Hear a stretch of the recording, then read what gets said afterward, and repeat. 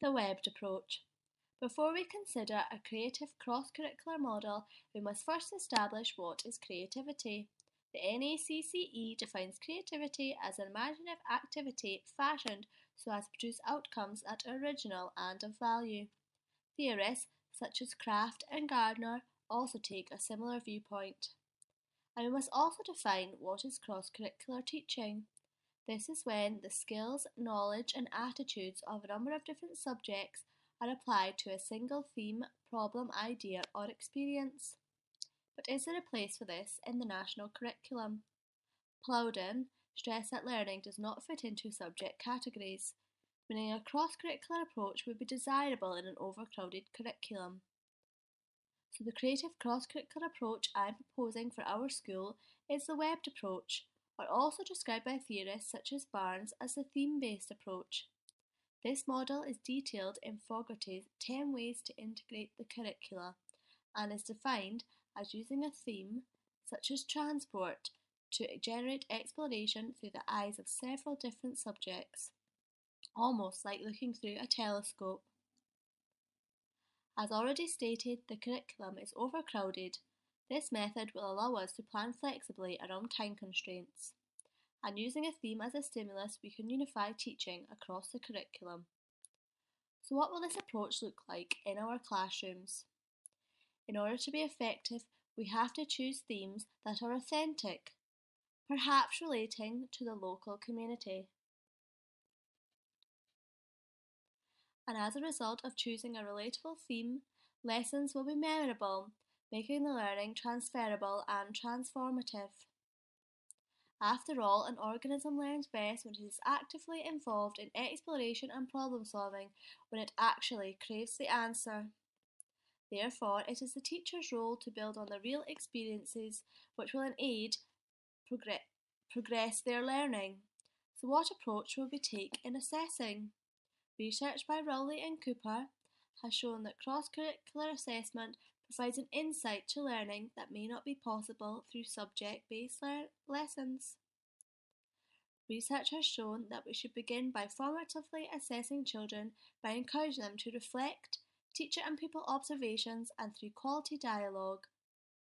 Concept mapping has been widely recommended as a use of observation. You can look at the student's development of understanding, you can assess what the learner knows, and it will also reveal their unique thought processes.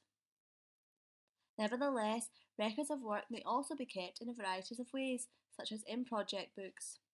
But how will we ensure we are meeting the requirements of the core subjects? Will they be included in this thematic approach? With regards to English, it is our job to provide pupils with experiences that they want to write about. However, Chamberlain warns about giving pupils fake real situations with a pretend audience during a thematic approach, as pupils are not emotionally vested in the outcome. With mathematics, literacy can be used to provide an opportunity to link abstract mathematical concepts with their everyday lives. Literacy in mathematics also accommodates different learning styles. Through the use of themes, pupils will be able to make mathematical connections between what they have experienced and their emerging knowledge of mathematics. As well as mathematics, literacy can also be used in science. For example, in a thematic topic, pupils will be exposed to real-life scientific problems that they can participate in problem-solving activities, using their literacy skills to clarify their thinking, communicate with others, and self-reflect. Johnston also supports the integration of science, stating that this will allow pupils to apply their cross-curricular skills and attitudes. Now, the theoretical point of view is all very well and good, but how will the webbed approach impact our learners? It accommodates different learning preferences, allows for scaffolding through interaction.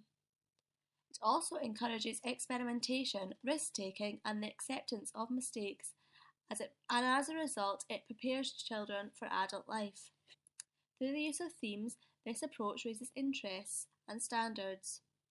And for us teachers, it provides a fairly straightforward planning model and allows for teamwork planning.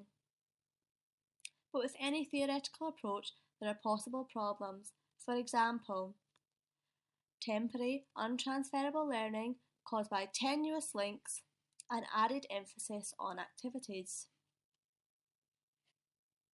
There is also a possibility of weakened progression and problems achieving continuity in assessment. And finally, parents may have difficulty in accepting this approach